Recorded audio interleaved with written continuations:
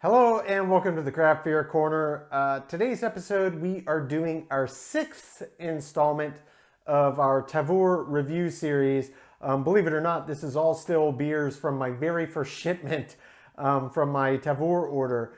For those of you that haven't caught the prior five, Tavour is a company that is geared to craft beer drinkers and enthusiasts that gets you access to tons of amazing top tier world-class craft beers that most of them are very low volume or don't leave the immediate area where they're brewed, and they are all top notch.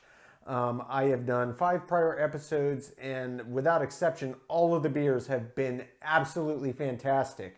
They let you get your hands on beers that, even if you live in the city, they're so popular that they sell out on release date. So these are beers that they don't sell nationwide, and otherwise, unless you live there and you're very lucky, many of them you would never get the opportunity to try. So I've got to have a lot of really amazing beers last few weeks doing these reviews.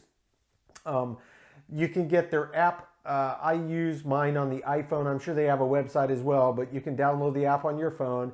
It's free to join, and they have beers that rotate every day. And once they're gone, they're gone. They have X amount, so you kind of got to act fast, but you can scroll through and pick what you want. And you have about a 3, 4, 5 week window where you can load into your crate, and as many beers as you get in that time frame will ship to you at the end of that window for one flat fee. So it's a very neat concept. Thus far, I've really enjoyed my experience. Today's review, we are doing 2 Krieks, which are cherry sour style ales, which ought to be really interesting. They're both brewed by Double Mountain, which is a brewery based in Oregon. And these are both different versions of the same beer. We're going to be starting with the Devil's Kriek. This is a 2016 release, and Kriek means cherry in German. And it is traditionally a sour ale. If you see Kriek, it's going to be a lambic or a sour. It's going to have some sour or tart notes. This is indeed a sour ale brewed with cherries. This is 9.2% ABV. They aged these for over a year on cherries locally grown in the area, I think near Mount Hood in Oregon State. The second one is called the Devil's Cuvee Kriek. This is a 2015 release, and this is essentially the same beer, but it's been aged on 2 different local varieties of cherries and in the barrels for 2 years, and it's aged in oak barrels on this one. And this one is a little bit higher ABV with 9.5%. So I'm really excited to get into these. I've never had any American craft Krieks. I've had many German and Belgian Krieks, but never had an American interpretation. So I'm really excited to jump in and see what these have to offer. So without further ado, we're going to get started with the 2016 release, the Devil's Kriek Sour Ale Cherry, 9.2%.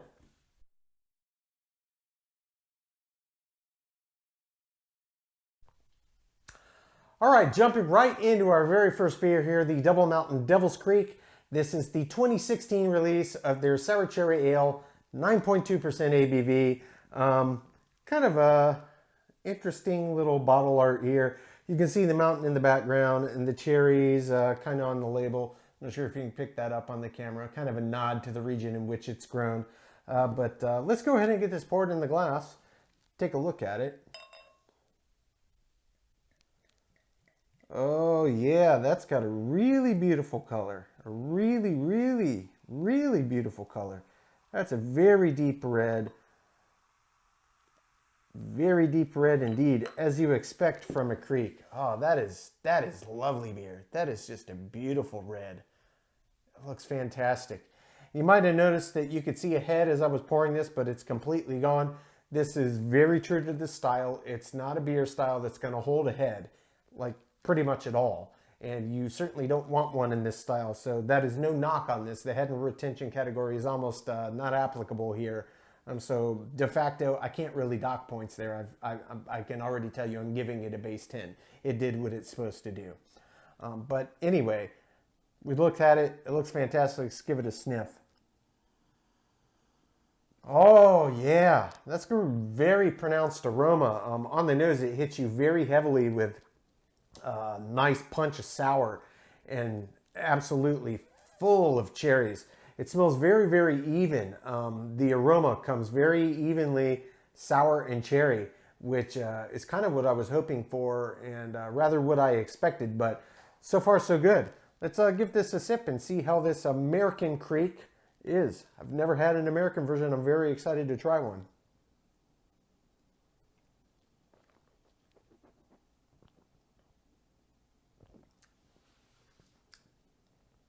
Oh. Oh, that's so good. Oh, that's so good. Oh, wow. What a great example of this style. Oh, Double Mountain. Double Mountain. Bravo. If you had blindfolded me, I would swear up and down that this were a Belgian Kriek lambic. I really would. This brewed by an American brewer is really blowing my mind. This is so well done. And let me explain what you get. Flavor profile. Up front, you get very, very astringent, pungent, sour, and tart because it's a cherry. Sour from the style of the beer. It's brewed with wild Brettanomyces yeast. That's their souring agent, you know, and it does its job. So it's got a little wild ale quality to it, a little funk to it. But the sour is the most present note, and then the cherries are the second most present note, and then the yeast qualities come in the background. So it's probably 45, 45, 10 in those ratios. Sour tart, cherry, Brettanomyces elements. And it's really, really nice. It's got a very bright quality to it. It's very bright. This is a lively beer.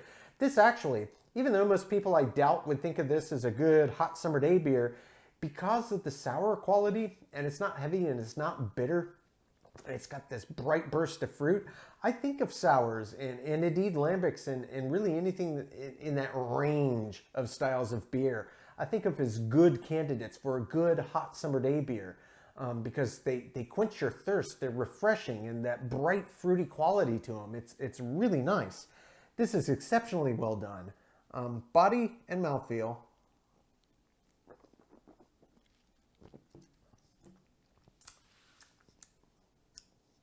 It's more or less what you'd expect. As a 9.2 Kriek, it's got more substance to it than the average Kriek. Normally they're a very light body. This has actually got a medium to almost medium heavy body, but the mouthfeel is still very super smooth with just that tight effervescence that you get from how effervescent the beer style is. So it is very bubbly, and you definitely get that in your mouth. The finish is pretty long. And what lingers really, you get to pick out all the independent parts that I pointed out the ratios prior, but the finish, what kind of lingers the most is that beautiful cherry, which really should, because that's what makes a Kriek a Kriek. It's that cherry, and you can really taste that cherry quality. It tastes like bright, ripe, fresh cherries. Absolutely lovely beer. I'm really enjoying this. I'm going to take my sweet time enjoying this beer while I come up with my scores, and I'll see you back here on the next one when we review the Devil's Cuvee Kriek 2015 release, the oak barrel aged 2 years in the barrel and on the cherries version of the same beer. A little bit higher ABV at 9.5%.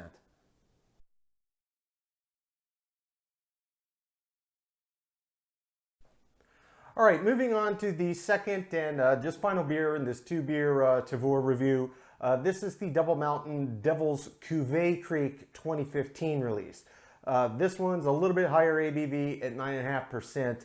And as I mentioned in the intro here, it is aged on 2 different kinds of cherries and in oak barrels for 2 years. In addition to that, they also blend it with the next year's release. So this is kind of an amalgam creation here that ought to be a bit more rich even than the standard Devil's Kriek. So you can see they wax sealed the bottle. Looks quite nice. Got a little devil on the label there. Pretty cool. And let's go ahead and get this poured in and see how the visual appearance compares to the standard Devil's Kriek. Okay, right away as I'm pouring this, they look essentially indiscernible. Got a deep red,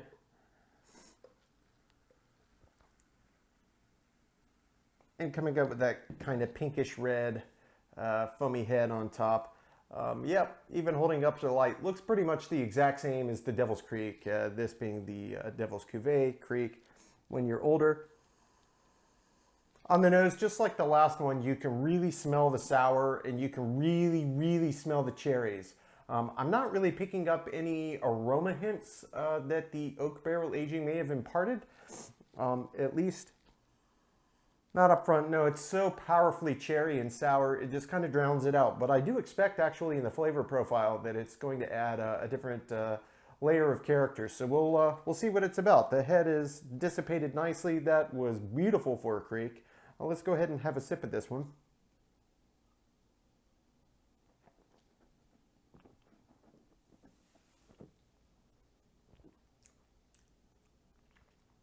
Okay. Pungently sour and tart. And it blends so well with just a mouthful of cherries that hits you up front. You can still taste a little bit of the Brettanomyces funk in there, but it's much more subtle in this. The cherry and the sour and tanginess of the beer and this cherries naturally is really the dominant flavor profile. Where you just do get a tickle of that oak barrel aging in the back, and it seems to blend quite nicely with Brettanomyces, kind of takes the edge off that funkiness and adds just a little depth to the flavor. Almost subtle vanilla and earthy notes that come into the back end as it's finishing off with that cherry. So it blends very nicely. Overall, I would say these are not vastly different beers, other than this one is much more cherry forward, much more sour and tart forward, and the kind of classic funk characteristics you get from the Brettanomyces is not nearly as pronounced. It's got some nice subtle layering that oak barrel aging adds. It's a very nice beer. I certainly enjoy this one even more than I did the first one. It's very nice. This is well done.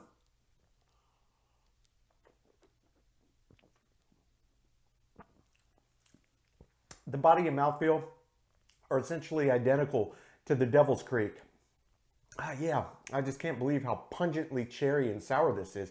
Very nice. If you're a fan of really strongly sour and tart beers and or cherry beers or Krieks as a style in general, I would absolutely recommend this one. This is very good beer indeed. I'll go ahead and come up with my ratings and I'll meet you back and we'll go through both beers and get their scores across categories.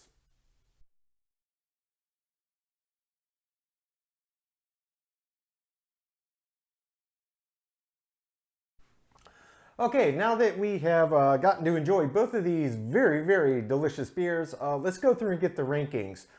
As you might expect, since they're kind of theme and variation on an original here, they are indeed very similar, but the areas where they diverged was pretty pronounced and pretty profound in what the actual full beer experience was. But let's go ahead and get started with the Devil's Kriek. This is the 2016 release, 9.2% ABV. The aroma on this one, it was fantastic. Tons of sour, tart, and cherry up front. It was picture perfect Kriek. I gave that a 10 out of 10. For the taste, well above average. This was really nicely done from an American brewer. Very traditional Belgian style, Belgian Kriek lambics, very common flavor engagement, and this is a really good version of that. I gave it an 8 out of 10. The body on this, really nice for a Kriek. Again, above average, I gave that also an 8 out of 10. And the mouthfeel was textbook Kriek. It was very effervescent and light and very smooth in the mouth. I gave that a perfect 10 out of 10. The finish on this was nice. It wasn't as long as I would have liked, but it did still let you pick out the independent players in the beer and taste them all kind of individually and then how they melded together. So I gave the finish an 8 out of 10. The head and retention on this, you'll notice it didn't bloom a large head and it didn't hold one for a very long time, but that's really textbook for the style. You don't want a massive frothy head on a Kriek any more than you would on any other lambic. So I give that perfect mark 10 out of 10. The appearance on this was gorgeous. It was a deep ruby red like you'd expect from a Kriek. Again, that's another textbook. A job well done here by Double Mountain. I gave that 10 out of 10. The balance on this, It was really nice. It was very well balanced. It was certainly well above average, and I only gave it 1 point shy of perfection, really because I would have just liked it to be a little more balanced between the cherry intensity and sour tart intensity and the banana myces funk. It was all in there, and it was almost perfectly balanced, but I think that the Brett character came through a little more heavily than I would enjoy in an average Kriek, so I did give that a 9 out of 10. The feeling in the intangible, I really enjoyed this, especially as the first Kriek I've ever had from an American brewer. I thought they did a great job, and I really enjoyed this beer. I gave that a 9 out of 10. Finally, as an example of the style, again, American brewer doing a classic Belgian style. I thought they came just shy of perfection. I gave that a 9 out of 10. So a very high scoring beer indeed. That brings the total on this one up to a 91 out of 100. Then if we compare it to the second beer, the Devil's Cuvee Kriek, this is the 2015 release, slightly higher ABV at 9.5%. Essentially the same beer, but modified. Two different kinds of cherries, aged for 2 years in oak barrels, and then blended with the next year's release. So it added a lot more complexity to it, which doesn't sound like that drastic of a difference, and really the overall point spread isn't, but what the actual beer experience it was itself, it did make a big difference. The aroma, just like the Devil's Kriek, I gave it a perfect 10 out of 10 for the exact same reasons. Now, I couldn't really pick up strong notes of the oak aging in there, but that's not uncommon, and I didn't dock points because it is a Kriek after all. The taste, this is actually quite a bit different than the first one. The first one got an 8 out of 10, which is still well above average, but this was absolute Kriek perfection for my money. I gave it a 10 out of 10. That barrel aging time, the two different styles of cherries, and just the length of time really made it that much more pungent and forward, and that's what I want in a Kriek. Did not disappoint.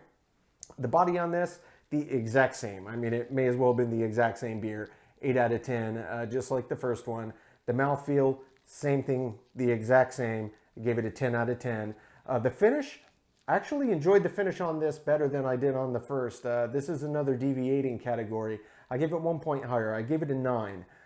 What I would have liked a little more on the finish was a little more of that oak barrel aging character. You could get it on the end. It's definitely there. I just would have liked it to linger a little longer and meld with the other flavors that I got. But, you know, it was such big, intense sour tart and cherry, it kind of drowned out the barrel a little bit. But still, very good score, very nice finish. Head and retention, exactly the same as this one, perfect 10 out of 10. The appearance, exactly the same, perfect 10 out of 10. The balance, again, exactly the same, 9 out of 10. I would have rated it higher, I think, again, if that barrel aspect had come through just a little more pronounced. I would have enjoyed it a little more. You did get some kind of bourbony, earthy, woody, and vanilla notes that came through, but it just wasn't quite enough to kick it over into a 10 score for me. The feeling and the intangible on this one, the exact same as the first one. I gave it a 9. Finally, as an example of the style, I flip-flopped on this one a fair bit, and I was torn, but I said, you know what? I gave it a 9 instead of a perfect 10, and really it's just because I have had some perfect Krieks, and this was exceptional, but it was just shy. But Kriek, this is a classic Belgian style. It's not an American style, and that there's a craft American brewer that's going for it and doing this is really fantastic, and they did a great job. Both of these beers, phenomenal. The Devil's Cuvee Kriek, I scored this one 3 points higher than that one overall at a 94 out of 100. Both of those ridiculously high scores in any regard, and certainly well worth seeking out. If you're a fan of sour beers, if you're a fan of cherry beers, or if you're a fan of Kriek's sour cherry beers, these two are definitely worth seeking. Obviously, they're older releases that are being aged. I don't know how readily you could get your hands on them. The Devil's Kriek was a 2016. The Devil's Cuvee Kriek was a 2015. So good luck. You know, if you find some older, some slightly newer, I still think it would be worth it because I imagine they're going to be very similar, and these are excellent beers indeed. Ladies and gentlemen, thank you so much. That concludes our 6th Tavour beer review. Short one, just 2 today.